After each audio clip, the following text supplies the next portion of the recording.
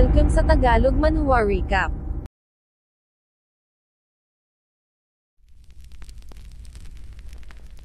Kung sa teritoryo ng Qiang ay nakamit na ni Shin lang ang tagumpay mula sa kanyang paghihiganti sa Suklan, sa kabilang dako naman partikular sa residence ng Marquis of Genyuan, si Xing Tuo at Governor Liang ay nagmistulang mga daga na nahulog sa honey jar. Nung una ang kinain lang nila ay ang mga supply na dala nila at uminom sa sarili nilang tubig, gayunpaman nang lumaon ay hindi na nila natiis sapagkat ang kastilyo ng Suklan ay sagana sa supply at punong-puno ng mga magagandang mga kababaihan.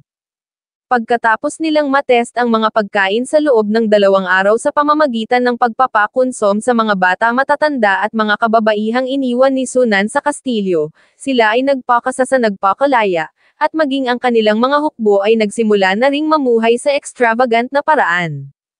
Gayunpaman ang hindi nila alam, na ang mga balon at mga pagkain sa loob ng kastilyo ay pinalagyan na ni Sunan ng smallpox virus bago abandonahin.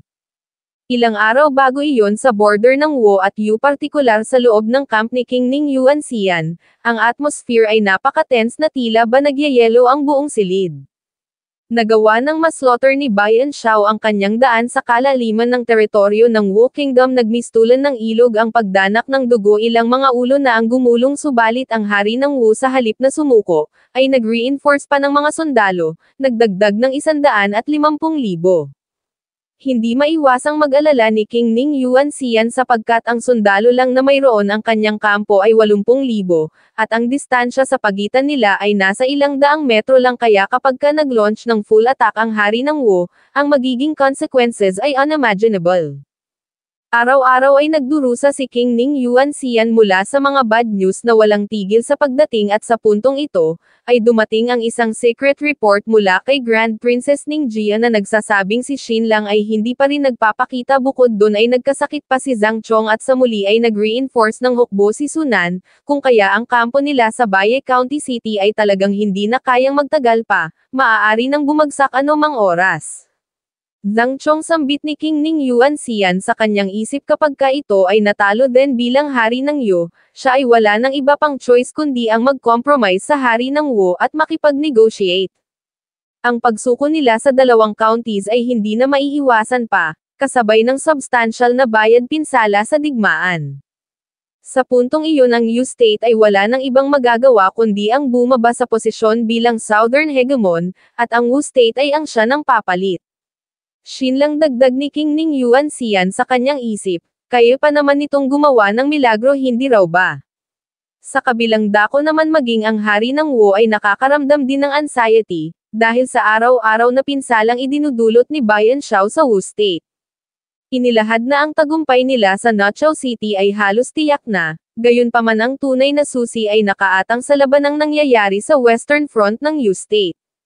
Hanggat maglaho lang si Zhang Chong at bumagsak ang Baye County, mawawalis na ng army ni Sunan ang buong Tianan Province. Sa puntong iyon ay wala ng iba pang choice si Ning Yuanxian bukod sa magmakaawa sa kanya, at si Bai Anshao ay mapipilitang i-withdraw ang kanyang hukbo. Tinanong niya ang isang general kung mayroon na bang balitang dumating mula sa Baye County battlefield. Sumagot ang general na wala pa. Sabay dagdag sa kanyang isip na 12-dosenang beses nang nagtanong ang Majesty patungkol sa Baye County battlefield sa araw na ito. Sa kabilang dako naman ay napasabi si King Ning Yuanxian na kung kinakailangan na talaga nilang sumuko sila ay susuko, kung kinakailangan nilang magbayad pinsala din sila ay magbabayad, kung kinakailangan nilang ipaubaya ang kanilang mga teritoryo din sila ay magpapaubaya, siya ay nakahanda na para sa lahat ng bagay. Sa parehong sandali ay dumating si Eunuch Li Song. Your Majesty, excited na bungad niya. Great joy, isang triumphant report, isang napakalaking tagumpay. Inilahad na si Lord Shin lang ay nagawang ma-eliminate ang hari ng Qiang, sinuportahan si Queen Alan-Ana, at nag-lead ng 10,000 cavalry patungo sa Changxi battlefield. Kasama ni Lord Zhang Chong sila ay nag-launch ng assault mula sa loob at labas ng Baye County City at nakamit ang maugong na tagumpay. Ang pangunahing puwersa ng Su Rebel Army ay halos maubos. Hindi makapaniwala si King Ning Yuanxian sa kanyang narinig tagumpay, patanong na sambit niya, napamura. Ang individual na ito ay si Chi Julang, isang historian na nag-e-specialize sa pag-record sa kilos, galaw at mga binibitawang kataga ng hari, as in lahat ng kilos at kataga, walang pinapalagpas.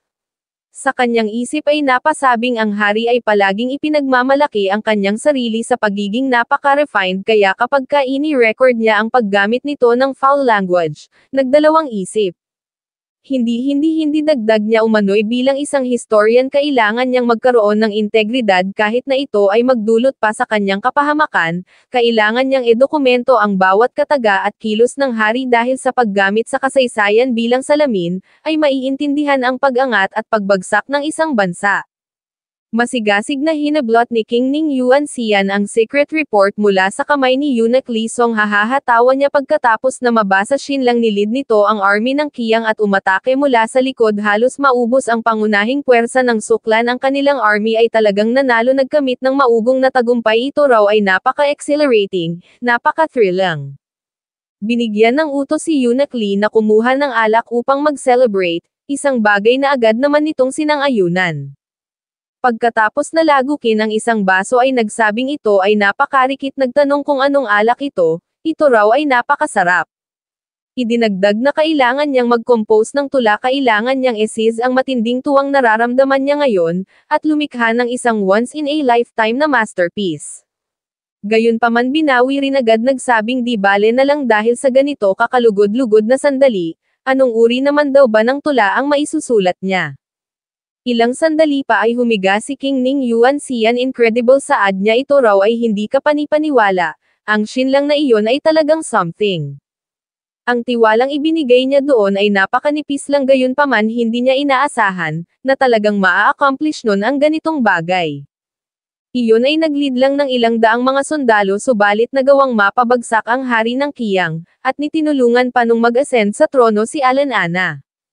Magmula ngayon ang Yu Kingdom ay magiging alay na ng Qiang, at ang western border ay mananatiling secure sa loob ng ilang dekada. Ang misyon na ipinagkatiwala niya sa Xinlang na iyon ay ang pigilan lang si Sunan sa loob ng mga 1 hanggang 2 buwan, subalit talagang nagawa nung ma-annihilate ang pangunahing puwersa ni Sunan. No wonder na gustong-gusto niya ang batang iyon. Although dagdag niya kay Eunuch Li, aminin nito sa kanya, hindi raw ba't ang Xinlang na iyon ay katulad niya lalo na nung kabataan niya. Pinagpawisan si Eunuch Li sa kanyang narinig na mutla, inilahad sa kanyang isip na siya ay hindi mangangahas na sumagot ng walang ingat. Idinagdag ni King Ning Yuan Xian na maging si Zhang Chong ay kahanga-hanga rin, talagang napaka-remarkable. Umano'y kung iisipin yung ginawang pag-alis ni Xinlang, dala ang ilang daan lang na mga sundalo upang e-eliminate ang hari ng Qiang. Nung sandali ngang iyon si Grand Princess Ningjia ay nagpadala ng napakahabang sulat pagtuligsa, kahit na sino ay hindi maniniwala, subalit si Zhang Chong, iyon ay naniwala at ipinagkatiwala ang kanyang buhay sa plano ni Xinlang. Ang dalawang iyon ay dating bitter rivals, subalit ngayon ay sanggang dikit na. How interesting, ito raw ay talagang napaka-interesting. Victory, dagdag niya pa kasabay ng pagtagas ng mga luha. Siya raw ay nanalo, nabitawan ang kanyang baso't nakatulog. Si King Ning Yuan Xian ay kinumutan ni Eunuch Li. Inilahad sa kanyang isip na sa kasagsagan nung nakaraang border hunt ang Majesty ay 4 na araw at 3 gabing walang tulog, at sa sandaling ito marahil kung titingnan sa labas ito ay nakakatulog, subalit in reality ito ay hindi nakakapagpahinga dahil sa nakaatang na responsibilidad sa kanyang mga balikat patungkol sa success at failure ng buong bansa. Binigyan ng utos si Eunuch Li Song na siya munang magbantay sa hari dahil siya ay matutulog din saglit. Lumalabas na maging si Eunuch Li pala ay kasing anxious lang din ng hari at ilang araw na ring walang maayos na tulog. Sa kabilang dako naman ay hindi mapakali si King Wuchi, nagtatanong kung bakit wala pa ring ulat na dumarating. Umano'y sa sandaling ito dapat na naukupa na ang Baye County City, sa sandaling ito dapat natapos na ang Battle of Baye County. Maiking saad ni Grand General Wu Ji, wag daw itong mag-alala, dahil ang resulta ay decided na. Si Grand General Wu Ji ay hindi lang Chief Minister ng Privy Council, ito rin ay ang Grand Tutor ng dating Crown Prince, at tiyuhin ni King Wuchi. Sa kabila ng katotohanang ito ay isang conservative na veteran minister, ito ay napaka-loyal sa kanyang pamangkin. Marahil maaaring sa maraming pagkakataon ito ay hindi sumasang-ayon sa mga ideas at aksyon ni King Wuchi, subalit ito ay palaging matatag na tumitindig sa tabi nito. Oo, tama, sambit ni King Wuchi sa kanyang isip, ang resulta ay decided na. Ang pagkasawi ni Zhang Chong ay tiyak na walang dudang mawawalis ni Sunan ang kabuuan ng Jiangxi Province at sa pagkakataong iyon, ay sa wakas makakapaghiganti na ang kanilang Wu Kingdom mula sa kahihiyan ng nakaraan. Report, urgent report, pagmamadaling pasok ng isang sundalo kasabay ng pagyukod ay inextend ang sulat patungo sa hari. Your Majesty, saad niya, ito raw ay battle report mula sa Nochao City. Ano, pagtataka naman ni King Wuchi, report mula sa Nochao City hindi mula sa Jiangxi Province, at ano naman daw ba ang kailangan niya pang malaman sa Nochao City? Well, di bale, ang good news naman daw ay palaging welcome, gayunpaman bigla na lang naging ganito ang kanyang reaksyon nang mabasa ang unang pahina ng sulat na ipinadala ni Wumo. Ano, hindi makapaniwalang sambit niya, natalo. Napatanong kung papaano ito naging posible. Ang nilalaman ng ulat o ng sulat na ito ay napakadetalyado, umabot sa libo-libong kataga. Bawat yugto sa naging battle sa Nochao City ay inilatag ni Wumo, walang kahit na isang detalyeng itinago, idinokumento bawat pagkakamali at desisyong nagawa niya, ni kahit na yung mga pagkakamaling hindi niya kasalanan ay isinama niya rin. Mula sa pagdaong hanggang sa pagsalakay sa Jin Clan, yung ginawang panlilinlang ni Jin Xiying, hanggang sa pagtraidor ni Qiu Hao sa kanila. Sa gitna ng linya ay nakikita ng hari ng Wu kung gaano ka-devastated ang kanyang pinsan na si Wumo, napaka-tormented na ni gusto nang mamatay on the spot. Nakaramdam ng panghihina si King Wuchi, napaupo, iniabot sa kanyang uncle ang sulat.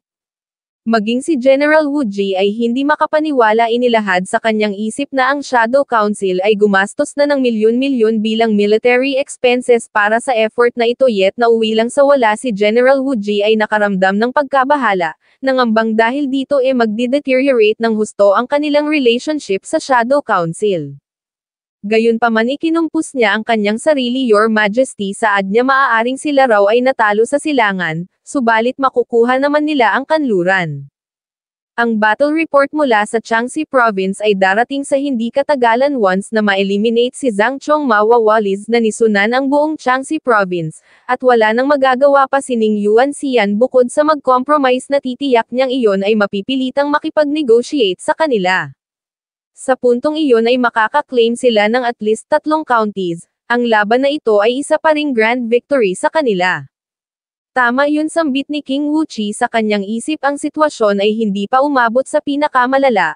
Ang nangyari ay isa lamang local defeat, sila ay nawalan lang ng ilang mga sundalo, habang sa kabilang banda ang Yu State ay haharap sa disaster sa bingit ng pagkakawatak-watak.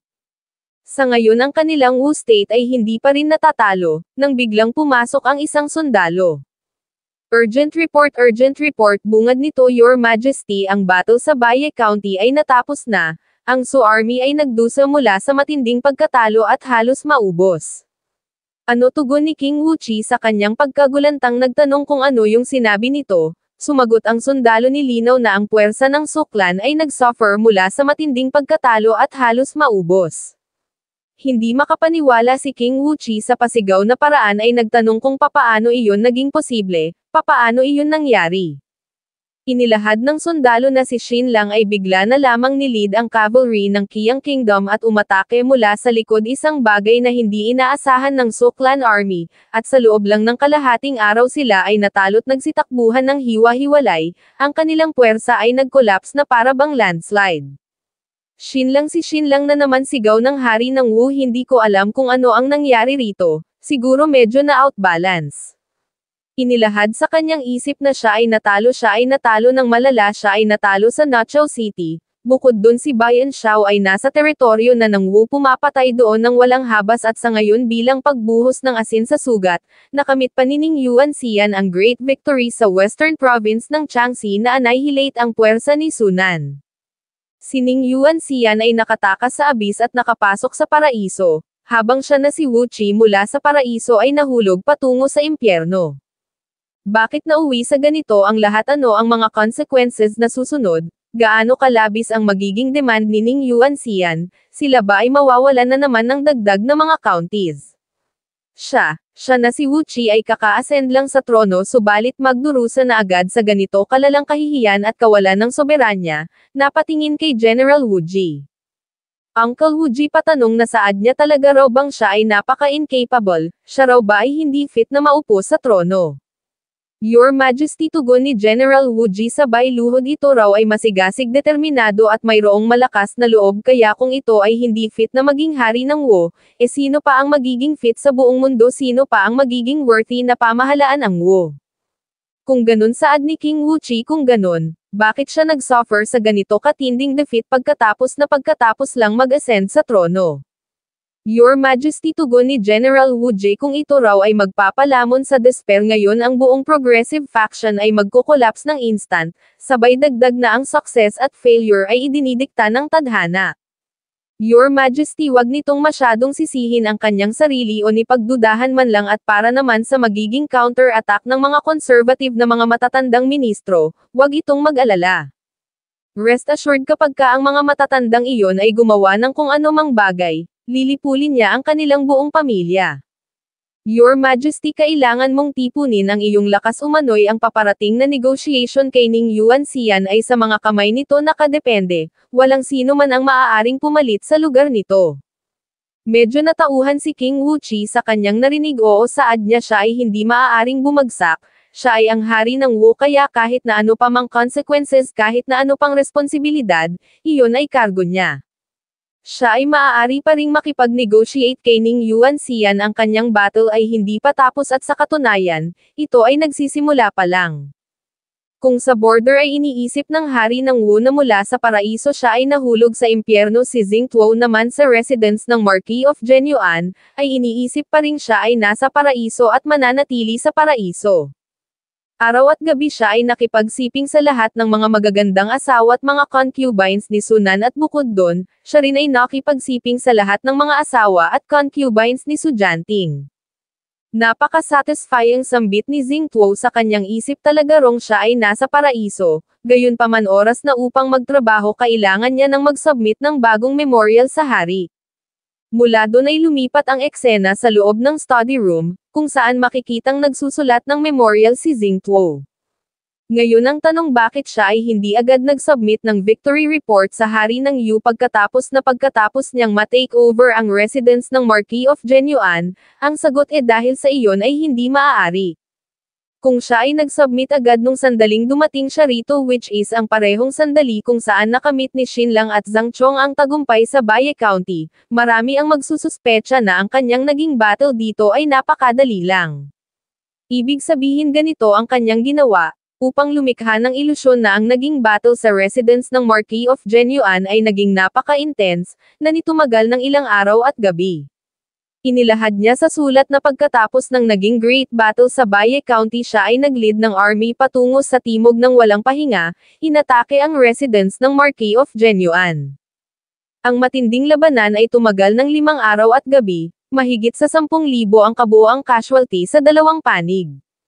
Nagawa nilang maslaughter ang 8,000 mga rebelde na nasa ilalim ng command ni Sunan, at sa wakas, na-capture na nila ang fortress ng Suklan at tuluyang napigilan ang rebelyon. Gayunpaman ang matandang taksil na si Sunan ay talagang napakatuso na gawa nung makatakas kasabay ng ilang mga pinagkakatiwalaang mga taga-sunod na siyang nag-prevent sa kanila sa pagkamit sa ganap na tagumpay, kung kaya Your Majesty hinihiling niya ang kapatawaran nito. Gaya ni Xing Tuo, si Governor Liang ay gumawa rin ng memorial, binabalak na ipadala sa hari at sa Crown Prince. Inilahad ni Xing Tuo na hindi lang sa sila ay magpapadala ng sulat sa hari at Crown Prince, kailangan din nilang mag-dispatch ng ilang mga grupo upang ikalat ang balita sa lahat ng sulok, kailangan nilang i-anunsyo sa publiko ang kanilang tagumpay. Kailangang malaman ng buong mundo na sila ang lumipol sa rebel army ni Sunan, siyang nag-restore sa order ng kanlurang rehiyon ng Yu State at nag-turn sa tides, siyang nagligtas sa papabagsak na sanang imperyo, tama ganoon nga tugon ni Governor Liang. Lord Liang, saad ni Xing Tuo, ito raw ay binabati niya sa pagkamit sa walang kapantay na dakilang gawa, at magmula ngayon, ito na ay ang siyang magiging haligi na sumusuporta sa Yu Kingdom. Sumagot si Governor Liang na siya ay hindi mangangahas na mag-claim ng ganoon katinding titulo dahil umano'y ang primary merit sa paglipol sa rebel army ni Sunan ay nabibilang kay Count Xingtuo, ito ay ang siyang tunay na haligi ng Yu Kingdom. Gayunpaman dagdag ni Governor Liang, natitiyak niya rong mapag-aalaman ng Majesty na ang dumurog sa pangunahing puwersa ni Sunan ay si Xinlang at Zhang Chong. Hatugon ni Xingtuo at anong army naman daw ba ang ginamit ni Xinlang sa pagdurog sa pangunahing puwersa ni Sunan, hindi raw ba't ang cavalry ng Qiang Kingdom, iyon ay nagdala ng foreign troops sa kanilang lupain. Umano'y ang ganoong uri ng ambisyon ay napakasukab, iyon ay walang pinagkaiba sa aksyon na ginawa ni Sunan. Ang rebellious intent ng Xinlang na iyon ay napaka-obvious, binabalak nung mag-alsa, sabay dagdag na 100 taon na ang nakararaan ang trahedya ng foreign invasion sa kanilang kaharian ay naganap din, ang mga sugat ay napakasariwa pa sa alaala ng mga tao. Yes, exactly, tugon ni Governor Liang, at bukod sa pag-asa't paghingi ng suporta sa cavalry ng kaharian ng Qiang, ang Xinlang na iyon na isang hamak lang na 6th rank official, ay nangahas na umastang mayabang sa harap nila. Hindi lang sa tinanggihan nun ang order nila na atakehin ang residence ng Marquis of Genyuan, iyon din ay humaharang sa kanila sa bawat pagkakataon, hinayaan si Sunan na makatakas. Idinagdag ni Xingtuo na hindi lang yun dahil hinayaan din ng Xinlang na iyon na mag-rampage ang cavalry ng Qiang sa loob ng kanilang borders, nagnakaw at nanunog, pumatay ng mga tao. Kung kaya sa kabila ng great achievements ng Xinlang na iyon sa battle na ito, ang pagkakasala nun ay higit na mas matindi. Ano, pagtataka ni Governor Liang, ano talaga raw bang ginawa ng Xinlang na iyon ang bagay na iyon, hindi tugon ni Xingtuo, subalit iyon ang palalabasin nila. Ay sisambit ni Governor Liang sa kanyang isip, kung ganun ang una nilang gagawin ay ang i-impersonate ang cavalry ng Qiang manloloob at papatay ng mga tao, at pagkatapos ay iaaspili nila kay Xinlang ang krimen. 2 araw mula doon ay lumitaw ang puwersa ng Qiang Cavalry sa Baye County nanloloob at pumapatay ng mga tao kung saan-saan, ni-ravage nila ang lahat ng syudad ng Baye County maliban sa Genyuan City at Baye County City. Sa bawat pagkakataon na nang re-raid ang Qiang Cavalry kuno na ito at naninira ng mga tahanan, isinisigaw nilang sila ay kumikilos base sa mga orders ni Xinlang, at sa isang iglap, ang hindi mabilang na mga mamamayan ng Baye County ay nagsimula ng murahin at isumpa si Xinlang. Si Xingtuo at Governor Liang ay naging napaka-ruthless sa buong Baye County, halos lahat ng bawat village ay nagho-hold na ng funeral, at ang mga damit pagluluksay makikita kahit saan. Then ang ilang mga tao ipasekretong nagsabuatan nagsasabing ire-report nila si Xinlang sa pag-slaughter ng inosenteng mga tao, at paggawa ng mga kasuklam-suklam na krimen. Nang lumaon grupo, bawat grupo ay nagsimula ng mag-file ng complaints, ang ilan ay sa prefectural office ng Baye County, ang ilan ay sa third prince na nasa Lang County, at maging ang mga retired na mga ministro ay nag-lead na rin ng daan-daang mga scholars sa capital upang magpresente ng mga hinaing sa hari. Ang Baye County nakaka-settle down lang ay muling nasadlak sa kaguluhan. Sa kasalukuyan si Xingtuo ay nakaestasyon sa residence ng Marquis of Genyuan habang si Governor Liang naman ay nakaestasyon sa Genyuan City. Ang syudad ng Genyuan ay ginawa niyang administrative office, at naging temporary headquarters ng Central Governor. Sa labas ng City Lord's Mansion ay makikita ang ilang mga mamamayan, nakiusap sa governor na tumayo't tumindig para sa kanilang mga commoners na ang pamilya ay pinatay at nilapastangan ng mga cavalry ng Qiang. Inilahad ng isa na ang kanyang mga magulang ay pinatay, at ang kanyang asawa ay ginahasa ng mga hayop na iyon. Governor Liang pagmamakaawa ng isang ginang pakiusap, ito raw ay maghatid ng hustisya para sa kanilang mga commoners, ang kanyang buong pamilya ay pinatay ng mga sundalo ng Qiang, ang kanilang bahay ay sinunog din, siya ay homeless na ngayon. Idinagdag ng manong na ang villain na Xinlang na iyon ay hinayaang mag-wreak ng havoc ang hukbo ng mga barbarian, kung kaya pakiusap governor parusahan nito ang taong iyon. Xinlang, you traitor, paiyak na hiyaw kuno ni Governor Liang, ito raw ay isang hayop, ang ginawa nitong ito'y walang kapatawaran. Kasunod nito'y ginamit ni Xingtuo at Governor Liang ang lahat ng kanilang mga resources, upang mag-draft ng mga impeachment memorials laban kay Xinlang. Isa kasunod ng isa ang mga impeachment memorials ay bumaha sa capital na para bang tidal wave, at sa gabing iyon ay bumalik si Governor Liang sa residence ng Marquis of Genuan upang i-enjoy ang kanyang sarili sa isang banquet, at dito ay maririnig ang malakas na tawa ng tagumpay ni Xingtuo. Inilahad ni Governor Liang na sa ganitong paraan ay magagawa nilang mabura ang great achievements ni Xinlang, gayunpaman si Ning Jie ay kasalukuyang nasa Baye County, kaya sa tingin niya hindi nila magagawang malinlang ang hari. Sumagot si Xingtuo na hindi na nila kailangan pang linlangin ang hari, ang kailangan lang nilang linlangin ay ang mga tao at ang buong korte. Kasabay ng toast ay inilahad ni Governor Liang na si Xinlang ay nagled na ng mga mobs noon upang manloob, kaya sa pagkakataong ito, ang pagbato ng sisi sa taong iyon sa lahat ng ito ay napaka-perpekto. Sinabi ni Xingtuo na si Xinlang ay kaka-accomplish lang ng hindi mapapantayang gawa, kung kaya malamang iyon ngayon ay nalango na sa kanyang tagumpay, at kasabay ng tawa'y idinagdag na ang timba ng putik na ito ay sapat upang mawasak ang taong iyon. Sa ilalim ng proteksyon ng 2,000 Qiang cavalry, si Xinlang ay nagawa ng makabalik sa teritoryo ng Yu Kingdom dala ang ilang mga pugot na ulo, gayunpaman ilang sandali lang nang siya ay makapasok sa teritoryo ng Baye County, ang kanyang scout ay bumalik upang maghatid ng nakakaalarmang ulat nagsasabing mayroong kalabang puwersa sa unahan at ang bilang ng mga ito'y umabot sa 5,000, isang bagay na ikinabigla ni Xinlang. Ilang sandali pa ay maririnig ang pag-alingaw-ngaw ng mga boses. Xinlang, wag kang tumakbo, sigaw ng isa, damn you. Xinlang, dagdag ng isa pa, ibalik nito ang buhay ng kanyang pamilya. Si Xinlang ay tadta rin, sigaw pa ng iba, pagpipire-pirasuhin, Governor, sila raw ay ipaghiganti nito, patayin ang Xinlang at mga Qiang beast na ito. Dumagundong sa ere ang tunog ng mga tambol habang si Xinlang naman, ay walang idea kung ano ang nangyayari. Xinlang, sigaw ni Governor Liang, ano, inaamin daw ba nito ang kanyang mga krimen? Nagtanong si Xinlang kung ano ang krimen na nagawa niya. Inilahad ni Governor Liang na 100 taon na ang nakararaan, ang mga barbarians ay nag-invade sa kanilang lupain, nagnakaw at pumatay ng hindi mabilang na mga tao, na siyang nagdulot sa pagbagsak ng 5 prefectures ng Yu Kingdom. Umano'y nung araw na iyon mahigit sa 100,000 ang pinatay ng mga ito, at ang krimen na iyon ay naaalala pa rin ng mga tao na para bang kahapon lang nangyari. Ngayon sa sandaling ito ay nagdala na naman ng Qiang cavalry sa kanilang border, at since hindi nito kayang pasweldohan ang mga ito'y inutusan nitong magnakaw at manloob sa kanilang mga inosenteng sibilyan. Umano'y sa nagdaang ilang araw ay ni-ravage ng Qiang cavalry ang ilang mga syudad sa Baye County, hindi mabilang na mga buhay ang nawala, isang napaka-horrifying na eksena.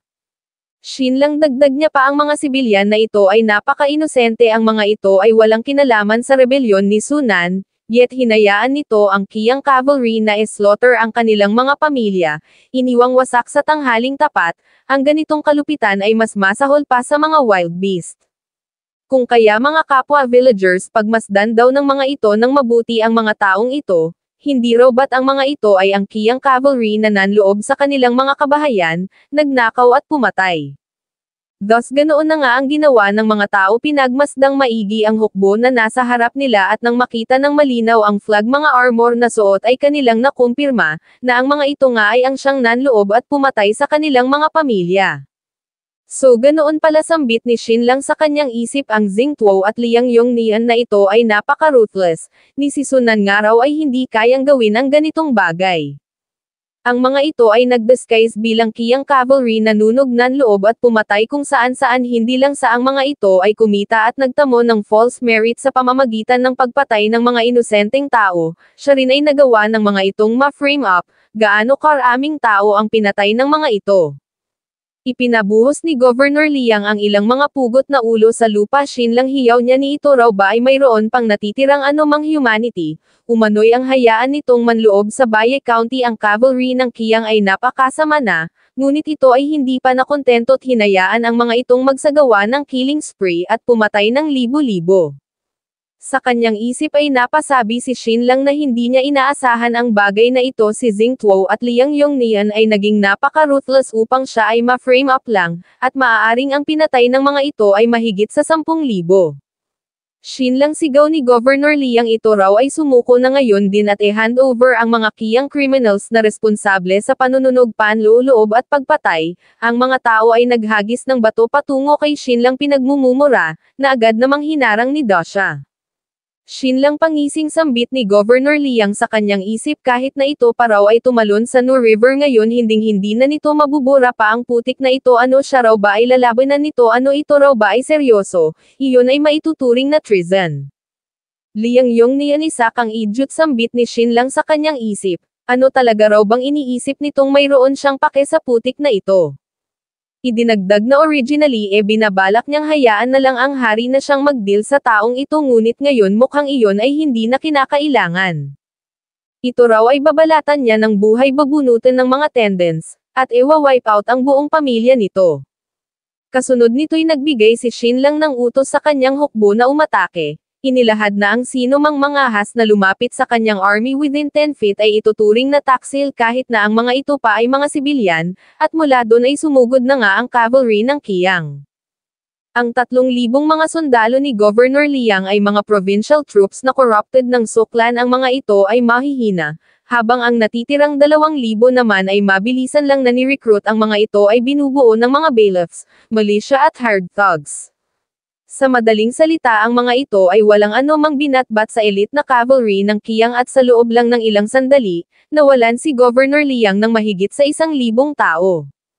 Shinlang sambit ni Governor Liang sa kanyang pagkabahala ito raw ba ay nahihibang na, ang kanyang hukbo ay official military ng Yu Kingdom kaya ang ginagawa nitong pag-lead sa cavalry ng Qiang upang slaughter ang kanyang hukbo na maituturing na army ng Yu Kingdom ay pagtataksil sa bansa. Mga kapwa ko villagers sigaw niya tingnan daw ng mga ito ang Qiang cavalry na ito ay pumapatay ng mga tao ang mga ito ay ang tunay na kalaban kung kaya ang mga ito raw ay sumugod at ipaghiganti ang kanilang mga sarili. Sa kasamaang palad ay nagsitakbuhan na ang mga mamamayan mga walang silbi sambit ni Governor Liang sa kanyang isip, ang mga ito raw ay grupo ng mga walang silbing tanga. It's over dagdag niya pa kailangan niya ng sumibat ngayon, ang Shinlang na ito ay talagang isang baliw.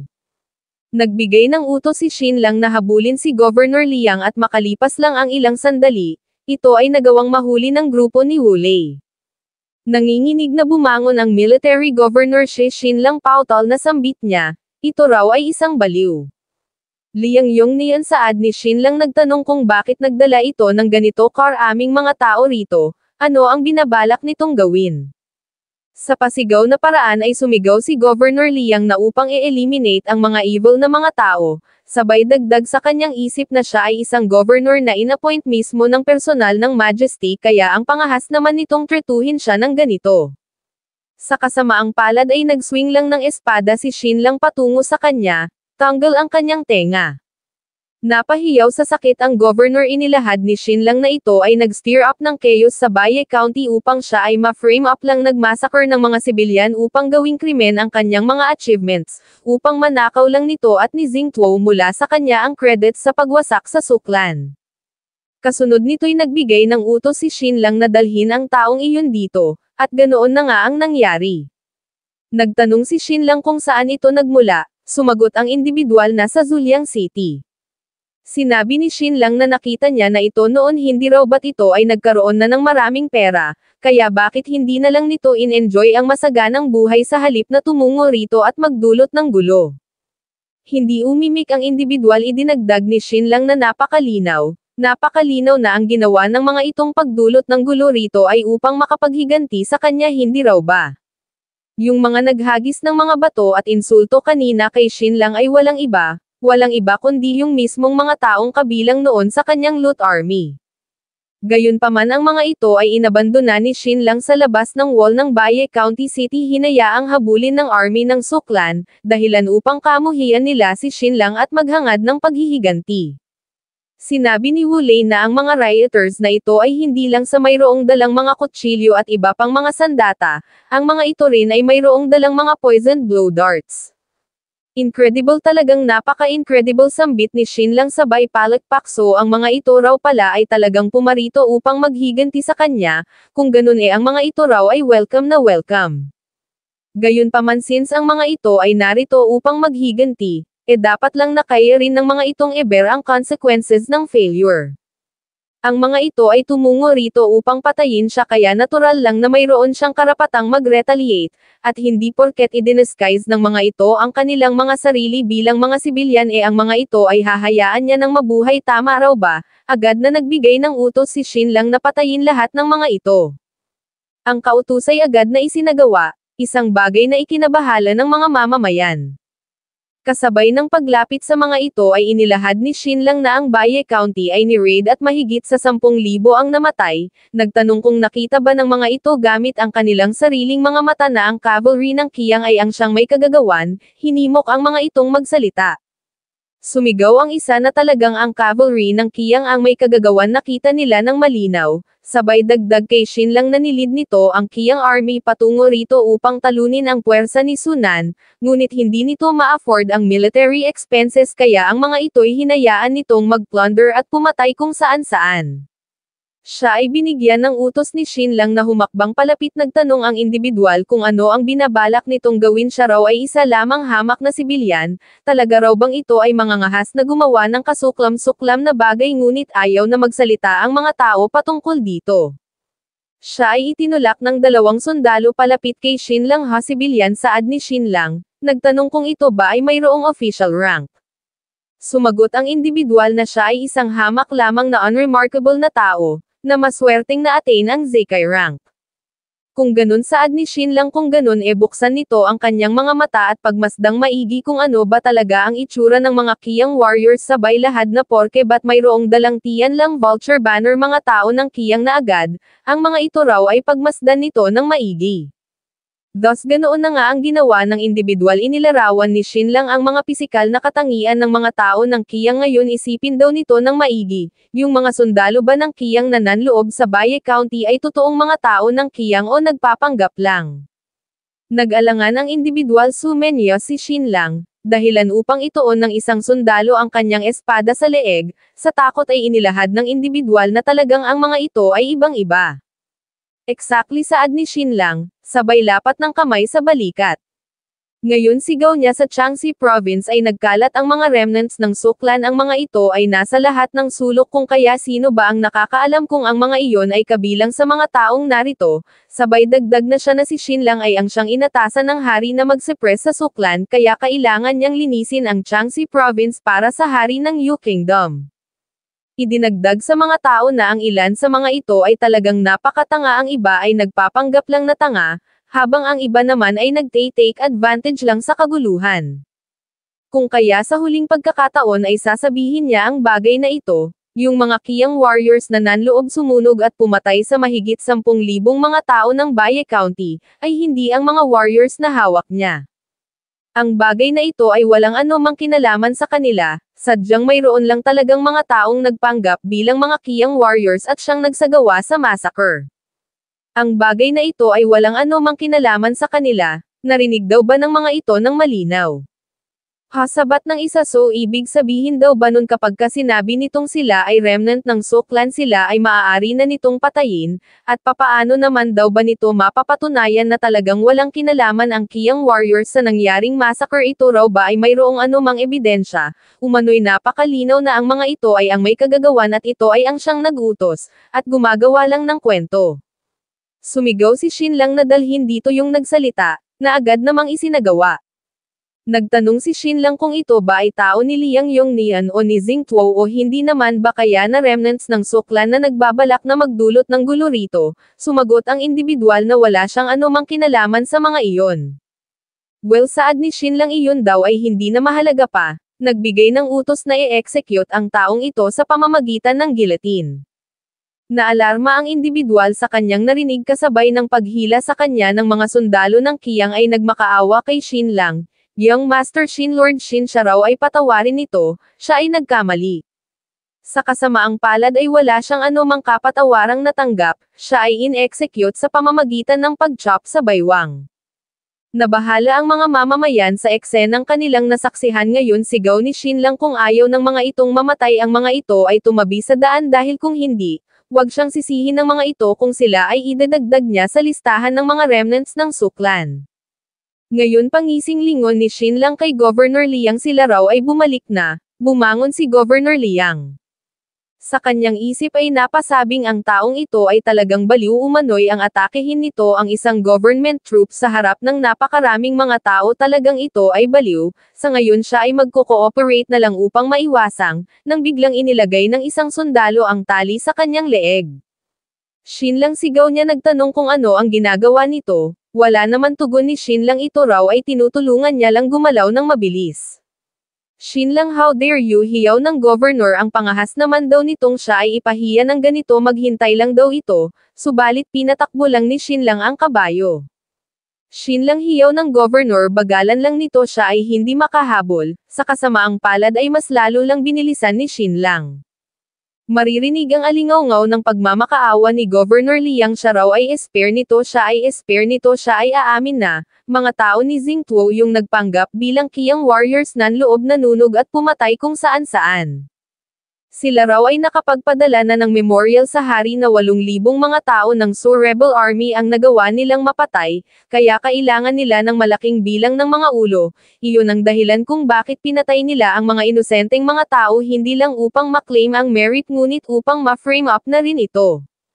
Ngayon sigaw ni Shin Lang sa mga tao iyon daw ba ay narinig ng mga ito, ang killer ay si Xing Tuo at Liang Yongnian. Nagkatinginan ang mga mamamayan habang si Shin Lang naman, ay tuluyan ng umalis. Makalipas ang kalahating oras ay narating na nila ang Jianyuan City, si Governor Liang ay kinaladkad ni Shin Lang hanggang kamatayan. Nagtanong kung narito ba sa Jianyuan City ang family members ni Liang Yongnian sumagot si Wu Lei na oo, narito ang dalawa nitong anak na lalaki isang nakababatang kapatid at 8 mga pamangkin. Nagtanong si Shin Lang kung ang mga iyon ba ay nakagawa ng anumang krimen, sumagot si Wu Lei na ang lahat ng mga iyon ay corrupt at malamang kabilang sa mga nagpanggap na Qiang Army upang looban at patayin ang mga tao ng Baye County. Kung ganun saad ni Shin Lang ang mga ito ay tumungo doon patayin ang mga iyon, at dalhin ang kanilang mga katawan sa residence ng Marquis of Jianyuan bilang regalo kay Xing Tuo. Makalipas ang ilan pang mga sandali ang lahat ng mga family members ni Governor Liang na nasa Jianyuan City ay pinatay at kasabay ng libo-libong mga tangang hukbo ni Governor Liang, sila ay ikinarga sa ilang mga karitela at inihatid sa residence ng Marquis of Jianyuan, lumipat ang eksena sa Jianyuan City partikular sa loob ng City Lord's Mansion. Dito ay sinabi ni Shin Lang kay Wu Lei na sabihin sa kanilang mga sundalo na sila'y magpapahinga muna rito saglit, bago magmarcha patungo sa residence ng Marquis of Jianyuan. Young Master tugon ni Wu Lei nagtanong kung sila ba ay aatake doon, subalit hindi raw ba't nagawa na nilang ma-exterminate ang suklan kaya ang kanilang misyon ay kumpleto na. Sumagot si Shin Lang na originally talagang wala siyang intensyon na edil ang Xing Tuo na iyon since ang anak nung si Xing Hongxian ay asawa ni Jin Hui, gayunpaman siya ay pinrovok ng taong iyon, at para bang siya ay pinipuwersa nung wasakin ang buong army na hawak nun. Ngunit yung Master Shin saad ni Wu Lei ngunit ang bilang ng army ni Xing Tuo ay nasa 20,000, at ang fortress ng Marquis of Jianyuan's residence ay napakatibay. Sumagot si Shin Lang na wag itong mag-alala dahil kailan naman daw ba siya nito nakitang lumaban ng walang katiyakan, kapag ka sinabi niyang dudurugin niya si Xing Tuo talagang iyon ay gagawin niya. Sa loob naman ng residence ng Marquis of Jianyuan, ay ganito ang reaksyon ni Xing Tuo nang makita ang tambak ng mga bangkay. My Lord report ng isang sundalo si Shin Lang ay kakarating lang sa Jianyuan City. Subalit ang agad nung ginawa ay ang patayin ang buong pamilya ni Governor Liang at ipinadala rito ang mga bangkay. Ano sambit ni Xing Tuo sa kanyang isip sa kanyang pagkagulantang at nang makita ang pudpud na lower body ni Governor Liang, ay napatanong kung ito ba ay kinaladkad ni Shin Lang hanggang kamatayan. Ano ang Shin Lang daw ba na iyon ay talagang hibang, pinatay nun ang governor ng Jiangxi province na para bang wala lang. Umano'y kahit na si Zhang Chong o ang Crown Prince ay hindi mangangahas na gawin ang ganitong bagay na hayagan, bukod pa dun ay pinatay din ng Shin Lang na iyon ang mahigit sa 1,000 hukbo ni Liang Yongnian, at ang mas malala pa ang ginamit nun sa pagpatay sa mga sundalong ito na maituturing na puwersa ng Yu State ay mga warriors ng Qiang. Bakit ginawa ng taong iyon ang bagay na ito? Iyon ay free name up niya kaya hindi raw ba na ang dapat nung gawin ay ang tumungo sa capital mag-build ng koneksyon upang malinis ang kanyang pangalan, sa ganoong paraan lang nun mapuprotektahan ang kanyang napakalaking achievement subalit bakit ganito ang ginawa ng taong iyon?